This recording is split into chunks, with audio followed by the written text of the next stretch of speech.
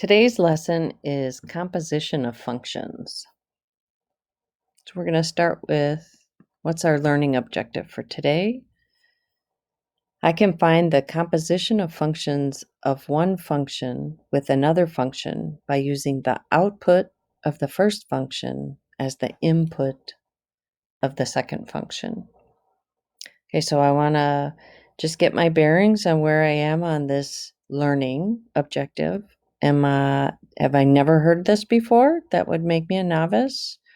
Or yes, I remember all of this from Algebra 1 and Algebra 2, so I'm an expert or I'm somewhere in the middle. Okay, now that we got that, let's review important stuff. And let's talk about our domain again. So when I have no restriction, my domain is all real numbers and words.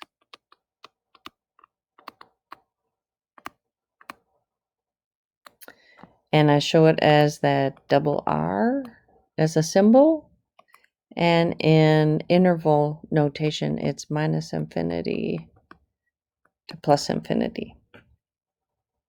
I have two types of restrictions that I'm looking for at this time. I am checking if I have a fraction. And if I have a fraction, my restriction is the denominator cannot equal 0.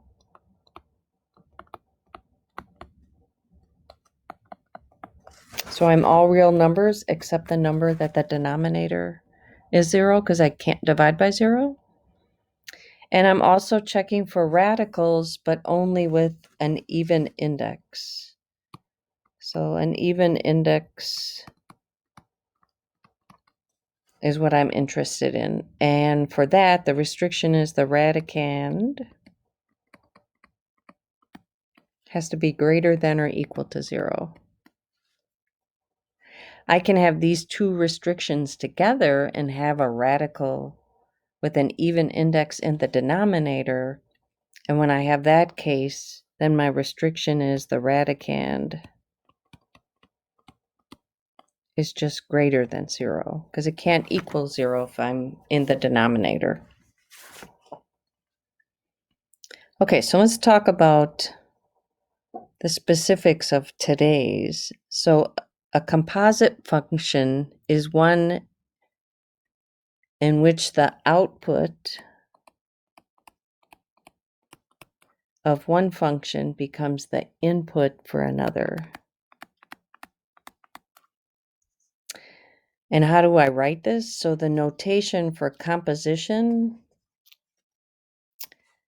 is I use an open circle. So we just talked about combination functions, and when we're talking about product, so this means multiply. So composition is an open circle, and I need to multiply functions when I have a solid circle. So I see composition of functions written two different ways. I see it written as f of g of x, or I see it as f of g of x. So the way I said that is f of g of x. And they're written two different ways, but they're said exactly the same. So I want to know what's the domain of the composite function. So the domain of the composite function is f of g of x, and it's the intersection with g of x. So this is my new function.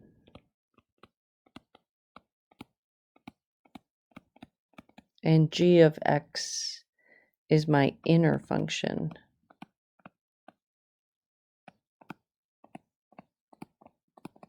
Or the second function. So inner when I'm on the inside here, or the second one when I'm listing it here. So intersection means what's common. What's common between the two? Okay. All right, let's do some examples.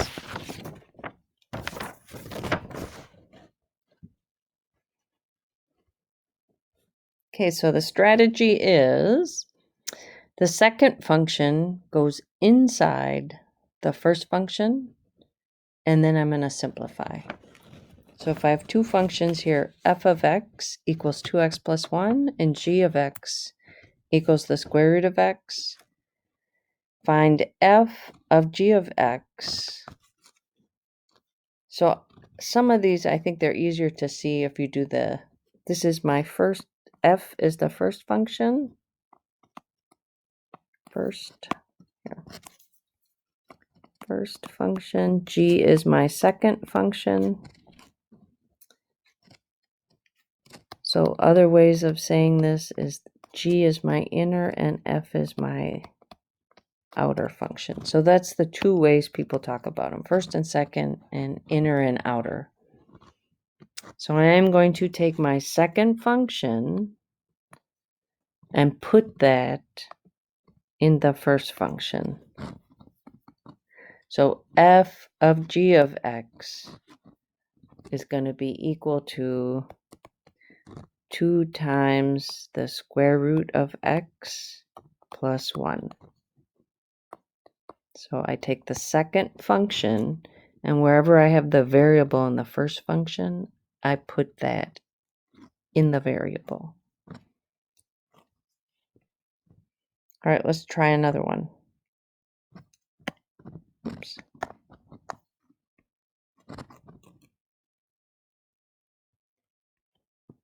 Okay, f of x equals the square root of x, and g of x equals x minus 1. So you take a second, pause the video, and you take a turn.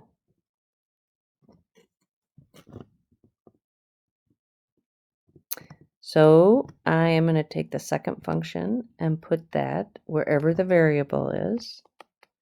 So f of g of x is the square root of x minus 1.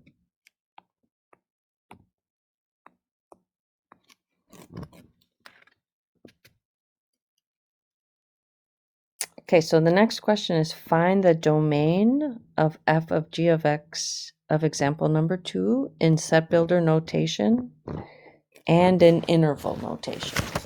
So we're going to do this one in both. Okay, so I'm going to look at both functions. So if I look at my first function, my new function, so f of g of x. So for my new function, I am looking at, I have a radical and I have an even index. So the radicand, here's my radicand, has to be greater than or equal to 0. So x minus 1 is greater than or equal to 0. So solving, I'm going to add 1 to both sides. So I get x is greater than or equal to 1. So if I drew this on a number line,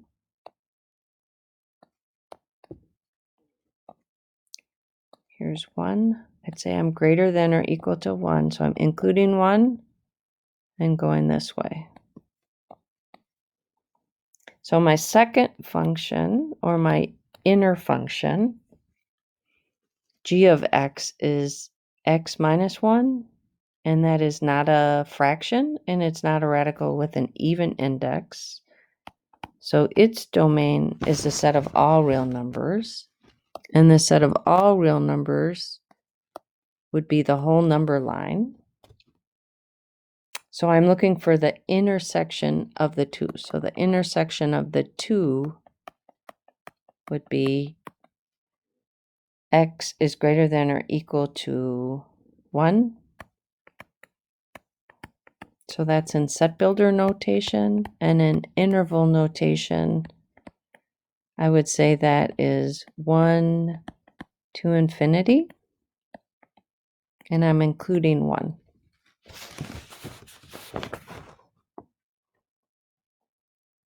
Okay, let's try another example.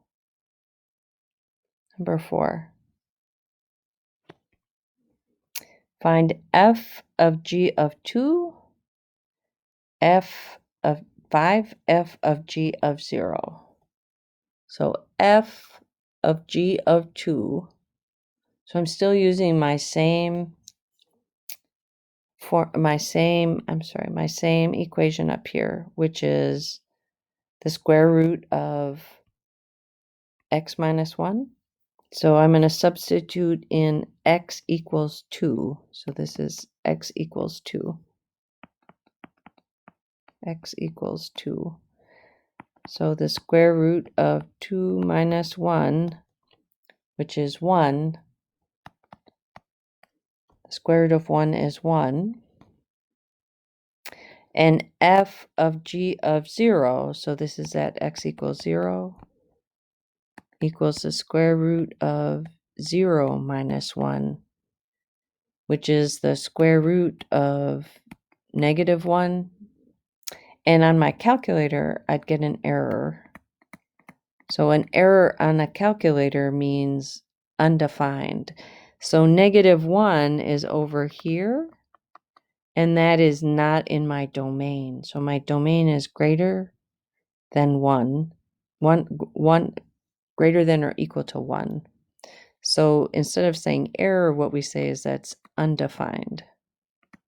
So my function is not defined at x equals 0.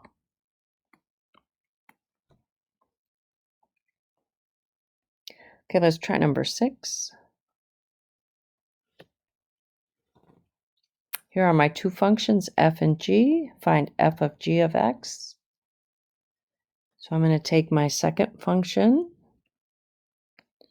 and wherever my variable is in my first function, I'm going to put that in. So this is going to be 1 over 2x plus 1. And now I want to find the domain. So for my new function, I have a fraction, so the denominator cannot equal 0. So this is 2x plus 1 cannot equal to 0. So if I subtract 1 from both sides, I get 2x cannot equal negative 1, and divide both sides by 2. So x cannot equal negative 1/2. So on my number line, I would have negative 1/2, and I'd have an open circle because I cannot be that, and I am everything except that. Okay. And then for my inner function, it is 2x plus 1. That is not a fraction and not a radical with an even index. So the domain for my inner function is all real numbers. So that's the whole number line. So where I am common, it is every number except negative 1/2. So in set builder notation, it is all real numbers except x cannot equal negative 1/2. And in interval notation, I would say from negative infinity to negative 1/2, and the union with negative 1/2 to infinity.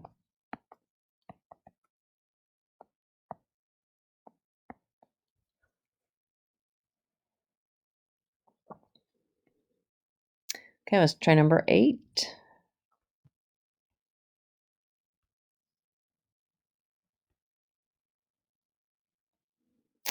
Find f of g at negative 2. So my new function,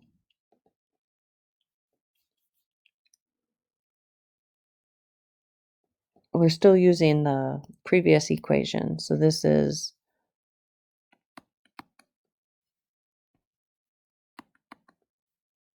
my equation is 1 over 2x plus 1.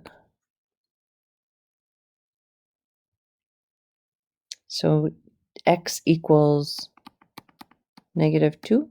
So I'm going to substitute that in. So I have 1 over 2 times -2 plus 1. So 1 over -4 plus 1 equals -1/3. So these are SAT kind of questions where you're evaluating without a calculator. Okay, I have two new functions, f and g. F of x is x plus 2, and g of x is 4 minus x squared. This time I want to find f of g of x, and I want to find g of f of x. And I'm checking to see, are these the same or are they different? So does the order matter? So right now, for the first f of g of x, I'm going to take g of x and put that in f of x. So this is going to be 4 minus x squared plus 2. So when we write this in descending order and combine like terms. So minus x squared and 4 plus 2 is 6. Okay, so doing it the reverse order. So this time I'm going to do g of f of x. So I'm going to take f and put that in here. So this is going to be 4 minus x plus 2 quantity squared. So I need to multiply this out, x plus 2, x plus 2. So 4 minus x squared plus 2x plus 2x plus 4. I want to combine like terms. So 4 minus x squared plus 4x plus 4. Now I'm going to distribute my -1.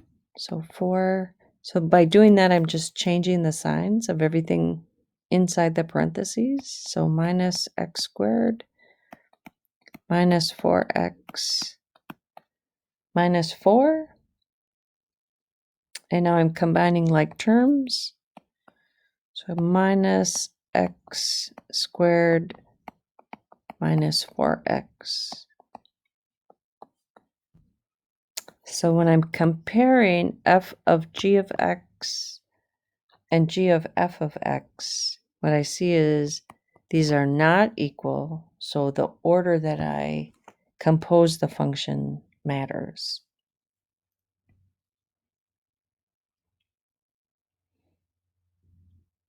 Okay.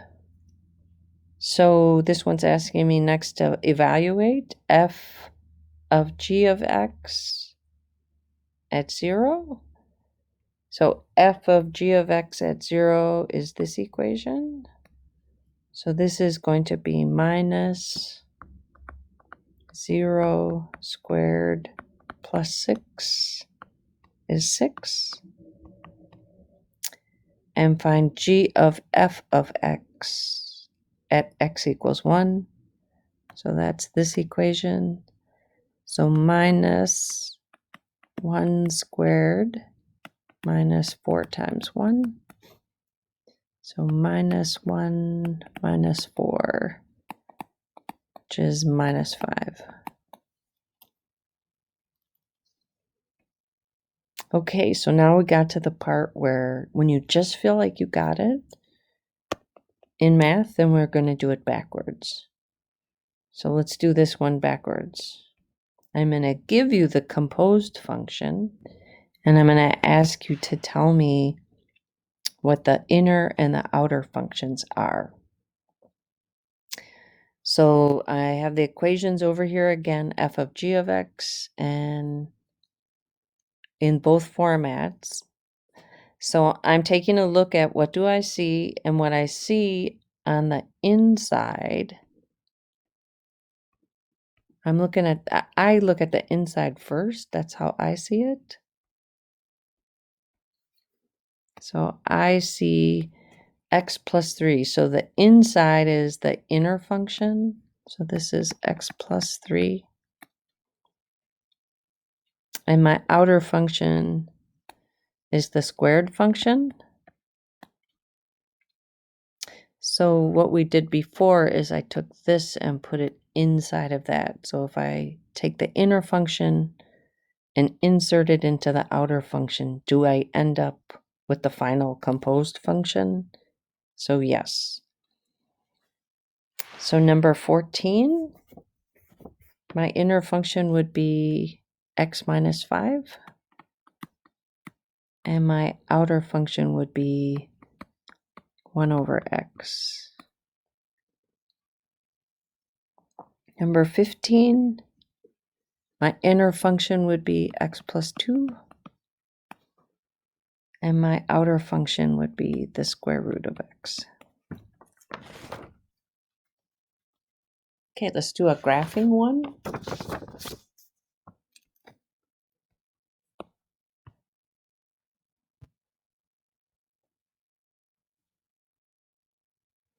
Okay, find f of g at x equals 1. So these I would rewrite so that I'm in the other format. So f of g of 1. So I'm going to start by finding what is g at x equals 1. So g at x equals 1. So if I go to g at x equals 1, the y value is 0. So I'm going to substitute g at x equals 1 with 0. So that now becomes f at 0. So if I'm looking at what is f at x equals 0, the y value is 2. So I evaluate the inner function at the first x value, and that y value, so the output of the first function becomes the input of the second function. So let's do it one more time. So g of f at x equals 2. So I'm going to write this as g at f of 2. So f of 2, so f at 2 equals 1. So I'm going to substitute f at 2 with 1. So this is g at 1. So g at x equals 1 is 0. Okay. Okay, so let's see. Do we really understand this? So let's personalize this. I'm going to write your letters. So my initial, write your initials. So what are your initials? If you don't have 3 different initials, I'm going to let you make up your own name today. So that you can so we can use something separate. So let's write our initials as functions. So when we write our initials, we write them as capital letters. But when we're writing functions, we use lowercase letters. So my functions would be k of x, m of x, and s of x. So I want you to take a minute and I want you to write your initials as the composition of 3 functions. Okay, pause the video and write it with your name and then check. Okay, so if I wrote this, this would be k of m of s of x. So 1, 2, 3. Do I have enough? Okay.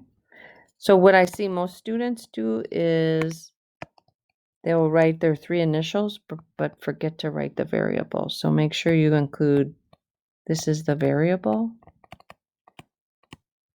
and these are the functions. So I have 3 functions and 1 variable. It's the end of the lesson. So how do you feel? Where are you? Novice? Practitioner? Expert? Where did you end up?